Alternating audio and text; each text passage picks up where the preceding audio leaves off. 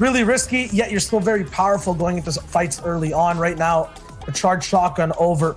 At the next POV we're seeing, this player is really good box to box and takes out Keto in a matter of seconds. Yeah, that was a good one, hopping right over his head, but another player jumps in and that was Bucky. Unfortunately, we have to go back now to Wavy Jacob, who's in a fight at the Authority, a quick one too, but with the one elim he has, yes, this will have to be something good for Wavy Jacob here to escape the situation. He has the glider gun though, so he can make his way out if necessary. Screen won't move as fast as Bucky's, but you'll see that it'll be a lot more accurate. Bucky here, though, is a man of quick decisions, and he has wood builds he's playing against, so these pickaxe will be hitting for a hard, big wallop, and right there, he just gets right out of the box. Player trapped now in his builds, white damage, readjustment to another side, but what a nice ramp edit to block it off. Bucky is actually having some trouble with this one. Yeah, he is, and a third party also, now down to 36 HP. He will probably be able to finish this fight based on what he did. That damage was huge the other time, but the time now that he has to spend could also give the other player and gets as close as possible to break line of sight from everybody else up on that hill and also put a little bit of a wall in between. He wants to fight, Shio. I mean, he's kind of pissed off, I would say, not getting his last elimination. It was so close. He was hit that player down for white HP. Now he's looking for this next one. It's pretty easy when you see people boxed up. I'm not even gonna say this early, but just this safely, this comfortable, you kind of have the drop on them, and there it is. AT going down. Bucky has one, and he can find another two. Oh, he gets the wall as well, and that's 2 in a row. Now 7 eliminations for Bucky in the start. And he's dwindling the lobby quickly, 36 as they all try to make their rotation in, and that's where you start to see the biggest chunk of players. And like you said, aptly pointed out, take is, and he will crash pad away. It might be he found himself a rotation opportunity, but no. And there is a player on height who almost missed the opportunity there to fire upon Bucky. This is really good for him though. No damage really taken. He's still box to box, controlling every wall, floor, ramp in this entire fight. And wow, making that player just look like he doesn't know how to build. Bucky is so good right now, not only controlling these fights, but also stopping people from rotating by breaking off these crash pads that are just right in front of him. Content opportunity right now, 14 players up. We're already in 6th zone, but he's gonna opt to play for that placement, get all the way towards zone with the launch pads that he has, and then go from there. Takes a tick of zone, but now has to reload his AR. A brief moment that there was an opportunity on that wall, but it's not there anymore. Here we go. Now Bucky should be activated, player all the way up on height. There's an elim, first one in the end game. And now wants to go for more, fighting for height a little bit with this player. No, he's gonna go on the wall, but the stare at it misses. And now a pepper will be popped, and he knows there's a player in that box. Can he find it? No, but just white damage. He goes down to zone anyways. He has like literally every mat available to him, but he's not even building, just opting to shoot everyone in sight. A man on a mission, a machine really is Bucky, and he's still early rotating. This time though, taking a little bit of fire, but it's all good. He has the builds to box up, get those shields back, and since he rotated early, now he can look back and beam for the rest. And like we said, don't forget, he wanted 110 points out of this game at least to have himself a very, very solid first game. And I think he's just about to reach that. These last couple of placement points will start to take a little bit more in this format. So he's hoping that he just stays alive, but so is the rest of the lobby. 8 players, and we're going to the 8th zone, Shio, close to the final zone. The last 200 has to focus this hype player. If it's possible, he's dropping down, getting his shield crack. Bucky's also in a position to get the big breakdown, and he gets the glider gun, and now he's in control possibly of the whole lobby. There's one on the backside. It's still the shockwave launcher, so he's got to be careful. All the way up on height is where that player is going to be, but with the mats, he could still block. There you see 54th for him last week. He's trying to improve on that, and he's improving in this game, but still careful of that shockwave launcher. He actually, I think he realizes the player's not really doing much. He might be out of shockwaves. There it is, finally. He got a block. Yes, the backward stairs, perfectly timed. Now looking back up. Can he strike? There's no quick reload for him this time, and there it is. It doesn't really bounce him too far, only a crash pad left. So he finds the player on height, now 1v1 on low ground. Before, Bucky's only option was to go up. Now it's just to look down and get this final elimination in a 1v1 endgame. You said 100 points. He's there. A victory royale would be so good overall for the tiebreakers and just the morale. It's just him versus one other person on ultimate low ground. His mats have run out, but his accuracy is still there. Bucky's looking to wrap things up. A big 130 shot followed by, I would assume, the finisher in a mere amount of seconds. There it is. A nice first win for Bucky. Still looking for the shot. He has the shockwave launcher, though. He'll break all the way through the builds. He's looking straight down just in case that player was there because he knew he was going to fall back into that box. What a shot there. What a read as well for him to see that player was going to fall right into the box. Look for the opportunity. You can see he was trying to do that before the pre-fire when we first hopped onto this fight, but to sit still a little bit. Here we go.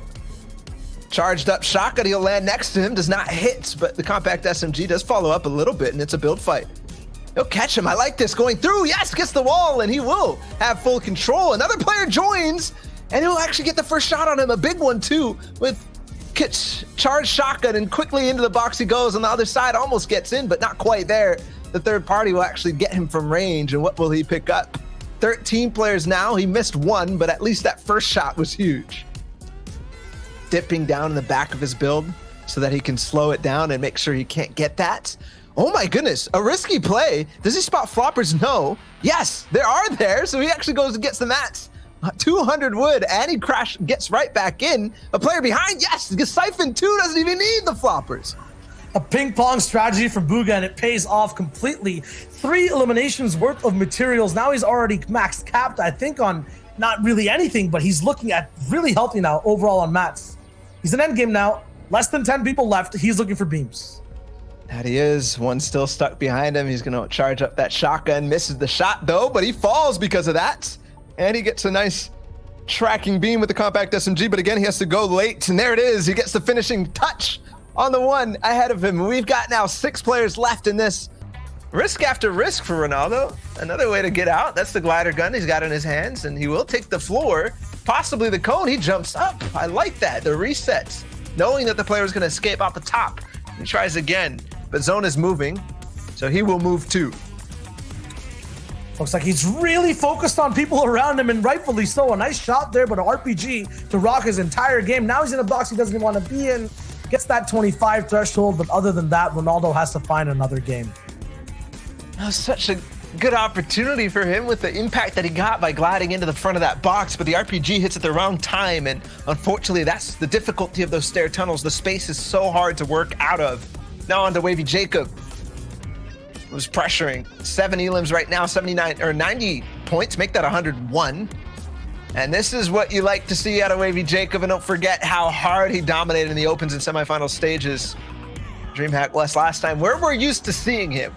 And definitely some of the funnest days of Fortnite watching him play in any sort of matchmaking format. Has to take a moment though as the leg was dropped on the other side. Heals back up. The Swordfish gets him a lot of time, and he'll break that crash pad, give himself the space. Players on the other side of this wall. The edit comes through, but the shots are in for Wavy Jacob. Like you said, calm, precise, and expecting all the counter plays that other players have. That was clinical and perfect from Wavy Jacob to read that player inside the box. And heal up. The timing, not quite there. Like you said, every opportunity needs to be taken advantage of and quick.